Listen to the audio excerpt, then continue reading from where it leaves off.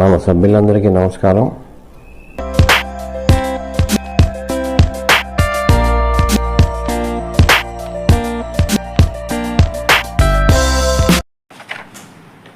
Hi friends, this is Sahadev Varma.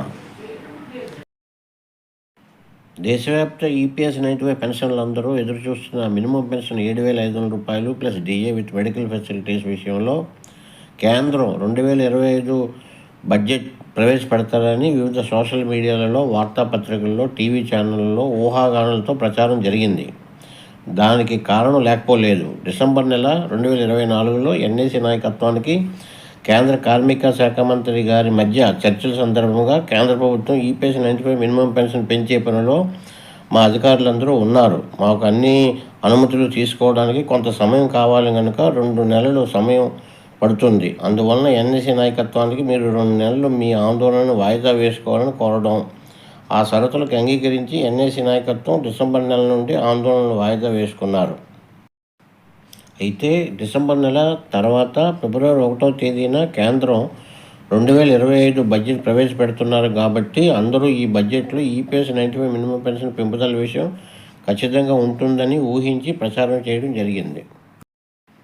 కానీ అందరు ఊహలకు తెరదించి ఈ 2025 కేంద్ర బడ్జెట్లో ఈ మినిమం పెన్షన్ పెంపుదల విషయంలో పార్లమెంట్లో కేంద్ర ఆర్థిక మంత్రి శ్రీమతి నిర్మలా సీతారామన్ గారు ఏ విధమైన ప్రస్తావన లేకపోవడంతో దేశవ్యాప్త ఈపీఎస్ 95 పెన్షన్లందరూ నిరాశ చెందారు. కానీ ఇది దేశవ్యాప్తంగా గత 8 ఏళ్ల నుంచి జరుగుతున్న పోరాటం.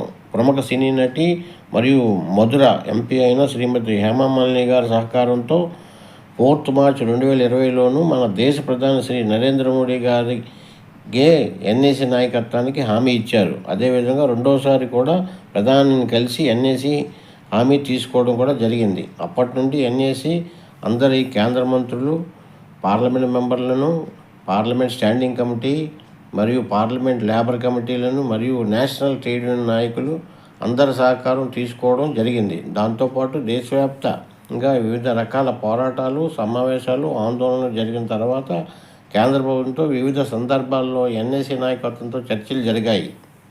ఫైనల్గా కేంద్ర ఆర్థిక మంత్రి గారితోనూ కేంద్ర కార్మిక శాఖ మంత్రి గారితోనూ చర్చల సందర్భంగా కేంద్ర కార్మిక మంత్రి గారి కోరిక మేరకు 2 నెలలు ఆందోళన ఎన్ఏసీ వాయిదా వేసుకోవడం జరిగింది.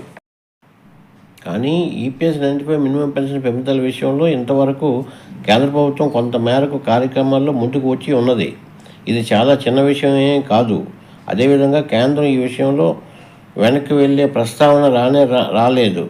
కేంద్రం ఈపీఎస్ 95 మినిమం పెన్షన్ 7,500 రూపాయలు per month plus DA with medical facilities ఏర్పాటు చేయడంలో కేంద్ర ప్రభుత్వం వారి ఫైనల్ నిర్ణయాన్ని ప్రకటించక తప్పదు.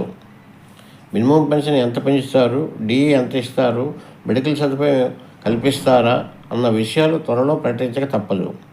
లేదంటే కేంద్ర ప్రభుత్వం ఎన్ఏసీ నాయకత్వంతో చర్చలు జరిగిన సందర్భంలో జరిగిన తర్వాత లేదంటే దేశ ప్రజల ముందు మోడీ ప్రభుత్వం దోషిగా నిలబడవలసి వస్తుంది. కనుక అతి త్వరలో మార్చి నెలాఖరు లోపల వారు ఇచ్చిన గడువులో దేశవ్యాప్త ఈపీఎస్ పెన్షన్లందరికీ న్యాయం జరుగుతుందని ఎన్ఏసీ నాయకత్వం ఆశిస్తున్నది.